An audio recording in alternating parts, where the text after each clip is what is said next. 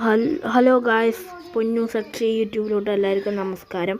അപ്പം നമ്മളിന്ന് വീഡിയോ എടുക്കുന്നത് ആനയൂട്ടാണ്. അപ്പോൾ നമ്മളുടെ കാവിയിൽ നിന്ന് ആനയൂട്ടുണ്ട്.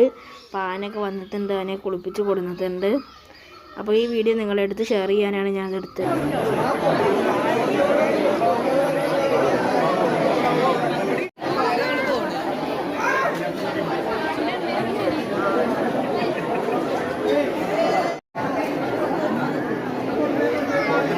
ചേട്ടമ്മ പേടിച്ച് കൊണ്ടുപോകും.